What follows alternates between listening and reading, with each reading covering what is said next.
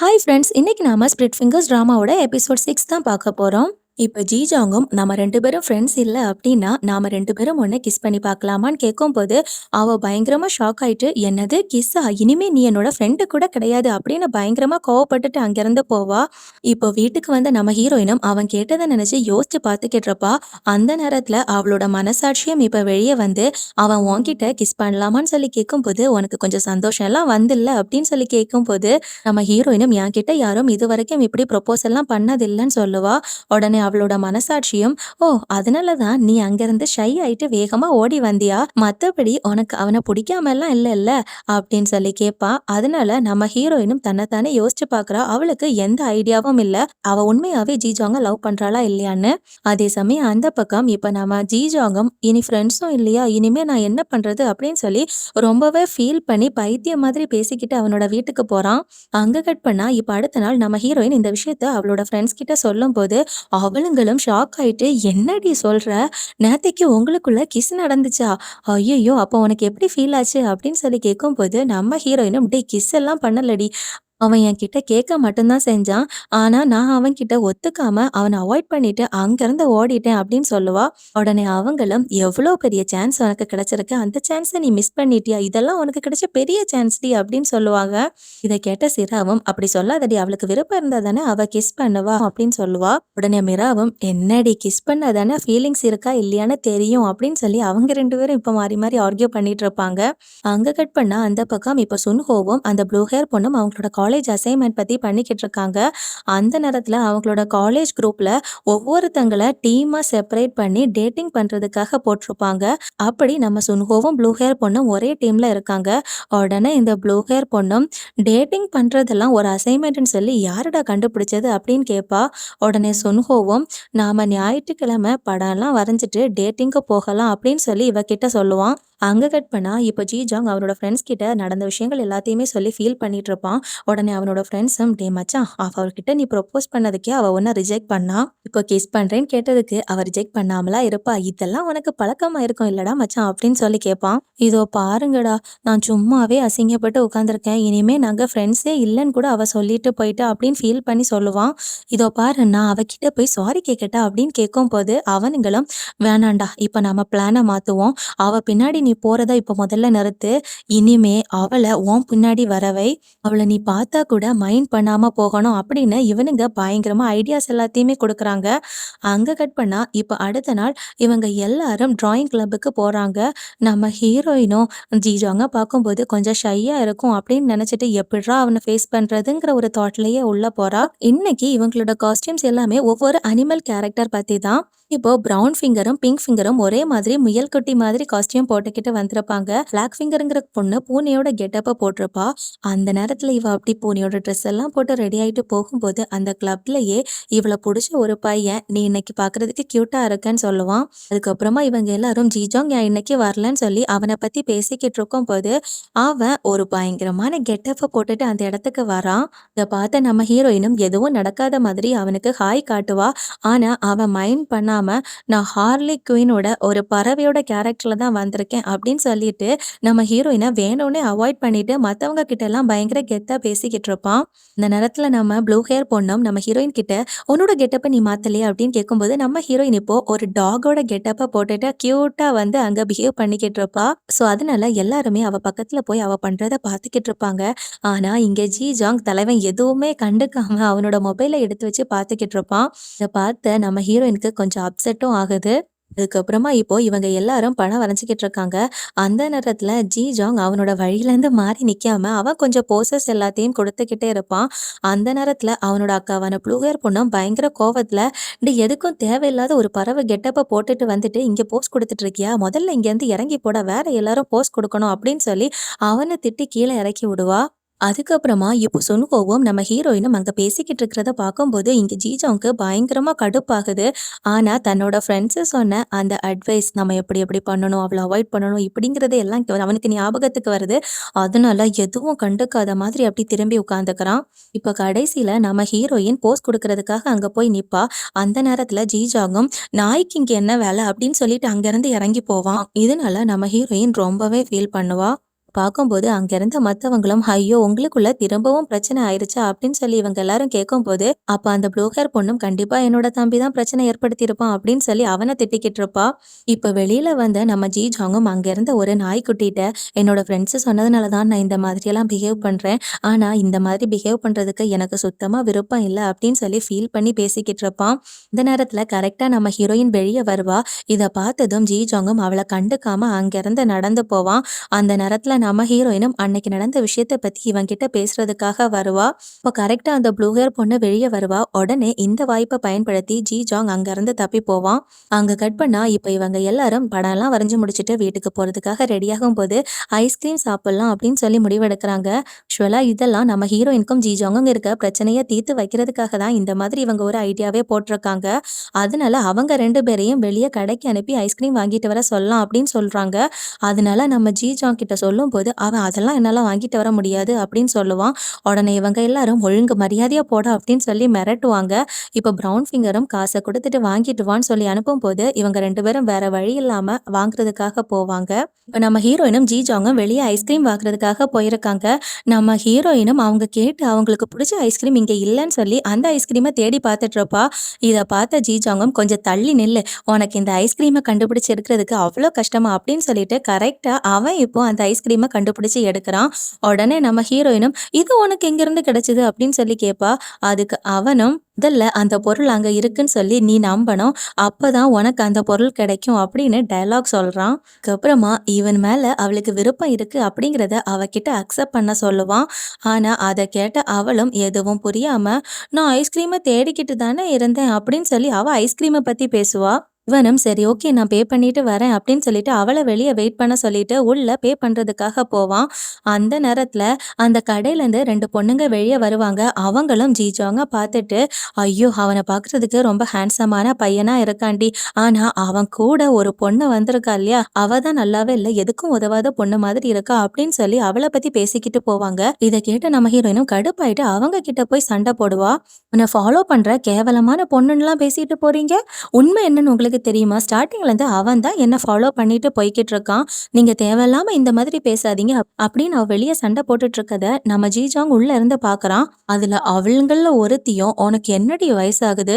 என் கூட சண்டை போடுறதுக்கு உனக்கு என்னடி தைரியம்?" அப்படின்னு சொல்லி அவள திட்டிட்டு இருப்பாளுங்க. அந்த நேரத்துல ஜி ஜாங்கும், "ஹே! என்னோட ஆள்கிட்ட உங்களுக்கு என்னடி வேலை?" அப்படின்னு சொல்லி வந்து அவளுக்கு சப்போர்ட் பண்ணுவான்.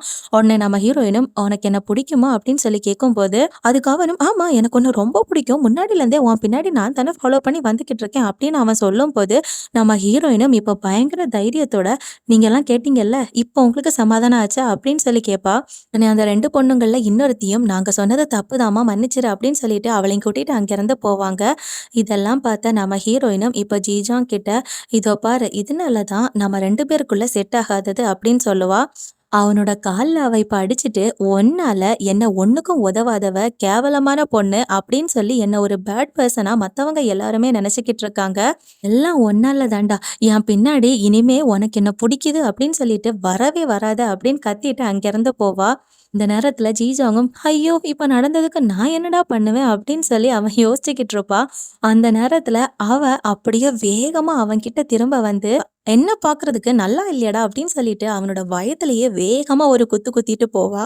இப்ப ஜீஜாங்கும் அவ அடிச்ச வலிய எல்லாம் தாங்கிட்டு அவள பார்த்து, "இவள பார்க்கறதுக்கு செம்ம மாஸா இருக்கா" அப்படின்னு சொல்லி பயங்கர சந்தோஷத்துல இருப்பான். அங்க கட் பண்ணா இப்போ டிராயிங் எல்லாம் வரைஞ்சு முடிச்சு வீட்டுக்கு போறதுக்காக எல்லாரும் ரெடி ஆயிட்டு இருக்கும்போது, சுன்ஹோவும் நம்ம ப்ளூ ஹேர் பொண்ணும் அவங்க காலேஜோட அசைன்மெண்ட்டுக்காக இப்ப வெளியில டேட்டிங்காக போயிருக்காங்க. இப்போ இவங்க 2 பேரும் நெறைய இடம் சுத்தி பார்த்ததுக்கு அப்புறமா அவ அவன்கிட்ட, "நான் நினைச்சத விட நல்லா தான் நம்மளோட டேட்டிங் இருந்து. என்னோட டேட்டிங்க நல்லா வச்சுக்கிட்டதுக்கு ரொம்ப தேங்க்ஸ்" அப்படின்னு சொல்லுவா. இத கேட்ட அவனும், "உன்கிட்ட நான் ஒரு விஷயம் சொல்லணும்." "என்னடா சீரியஸாலாம் பேசுற? இப்படி நீ சீரியஸா பேசும்போது எனக்கு தான்டா டென்ஷன் ஆகுது. போன வாட்டி சீரியஸா பேசி ப்ரப்போஸ் பண்ண. இந்த வாட்டி என்னடா சொல்லப் போற?" அப்படின்னு சொல்லி அவ கேட்கும்போது, அவனும், "நான் மிலிட்டரில 2 வருஷம் ஜாபுக்காக போகப் போறேன்" அப்படின்னு சொல்லுவான். இத கேட்ட அவளும், "என்னது மிலிட்டரிக்கு போகப் போறியா?" அப்படின்னு ரொம்பவே ஃபீலிங்கா கேட்கிறா. அதுக்கு அவனும், "ஆமா, இந்த செமஸ்டர் முடிஞ்ச உடனே நான் போகப் போறேன். அதனால தான் என்னோட லவ்வ பத்தி நான் உன்கிட்ட இப்போ சொன்னேன்" அப்படின்னு சொல்லுவான். இத கேட்ட அவளும் எதுவும் பேசாம ரொம்பவே ஃபீல் பண்ணிட்டு அங்கிருந்து போறா.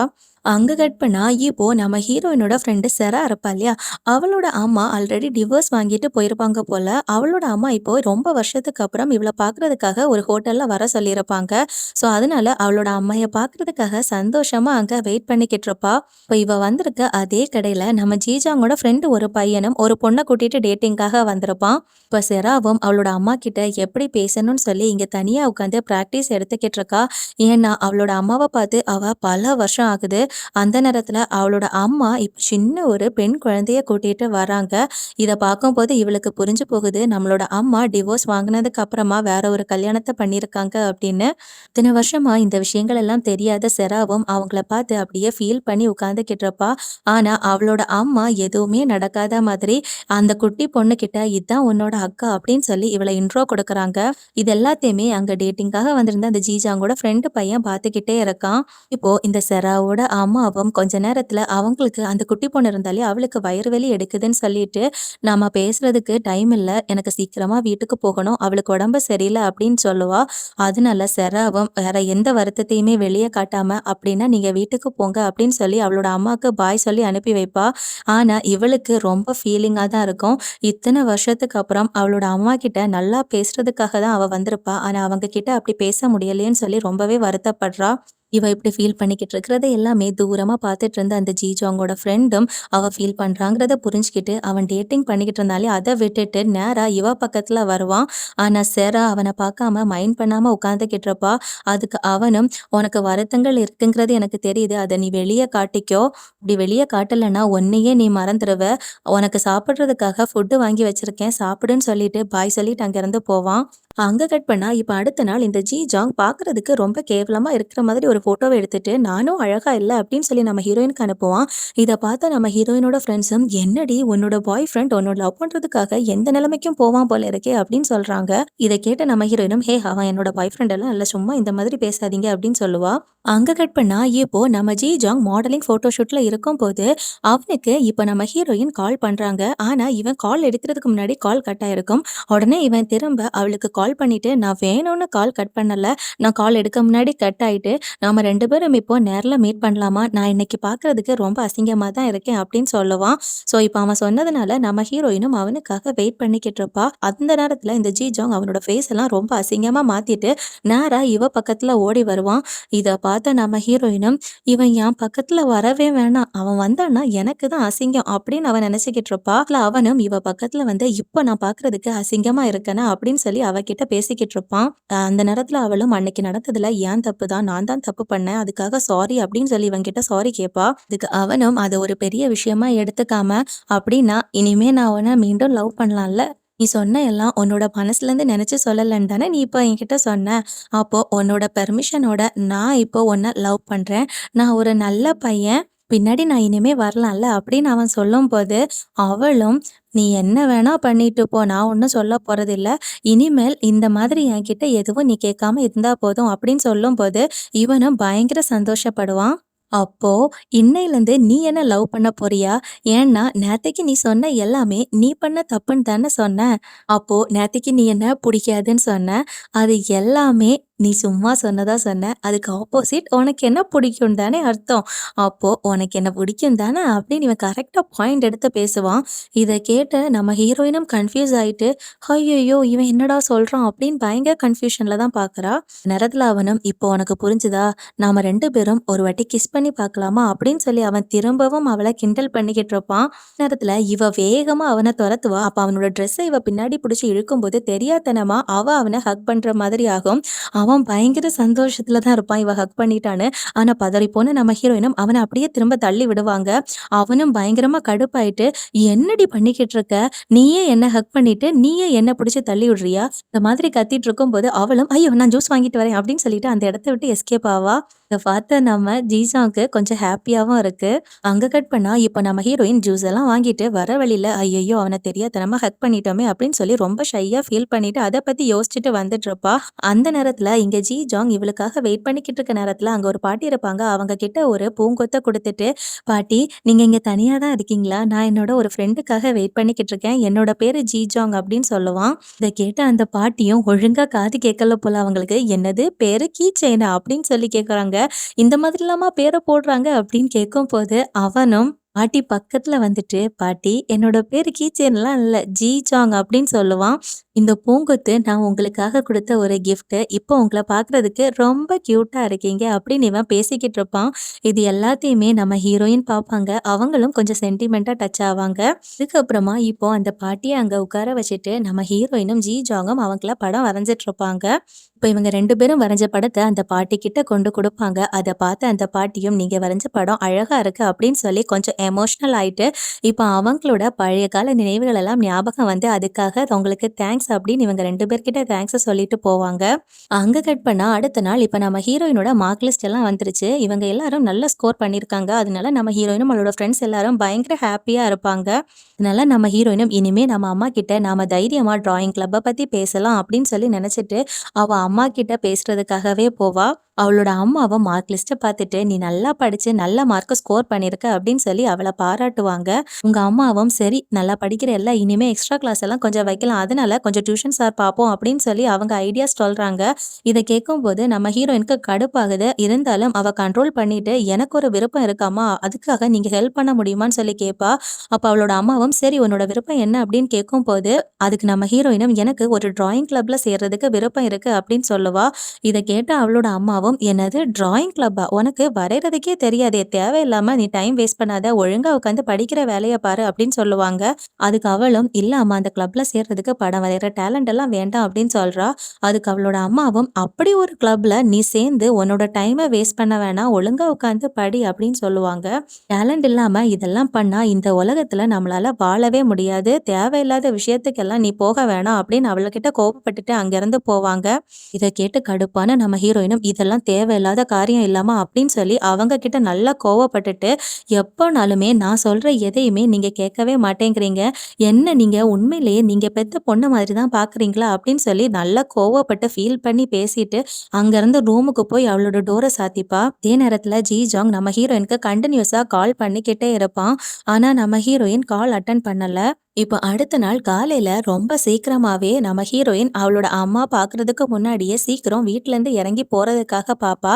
அந்த நேரத்துல அவளோட தம்பியும் அவ பின்னாடி வந்து, "எங்கள விட்டுட்டு போயிறாத அக்கா" அப்படின்னு சொல்லி ரொம்பவே ஃபீல் பண்ணுவான். அந்த நேரத்துல நம்ம ஹீரோயினும், "நான் இப்ப ஸ்கூலுக்கு தான் போறேன். நீ அம்மா கிட்ட சொல்லாத. நீ போய் படுத்து தூங்கு" அப்படின்னு அவ சொல்லும்போது, "நீ ஸ்கூலுக்கு போனதுக்கு அப்புறமா கண்டிப்பா திரும்ப வீட்டுக்கு வரணும் சரியா?" அப்படின்னு சொல்லிட்டு ரொம்பவே ஃபீல் பண்ணி பேசிட்டு அங்கிருந்து ரூம் பக்கமா போறான். "உண்மையாவே நீ வருவியா அக்கா?" அப்படின்னு கேட்கும்போது அவளும், "ஆமா கண்டிப்பா நான் வருவேன். நீ நிம்மதியா படுத்து தூங்கு" அப்படின்னு சொல்றா. இப்ப வெளிய வந்து நம்ம ஹீரோயினும், "இந்த தூக்க கலக்கத்துல நான் எதுக்கு இவ்ளோ சீக்கிரமா ஸ்கூலுக்கு போக போறேன்" அப்படின்னு சொல்லிட்டு அங்க இருந்த கண்ணாடிய பார்த்துக்கிட்டு இருப்பா.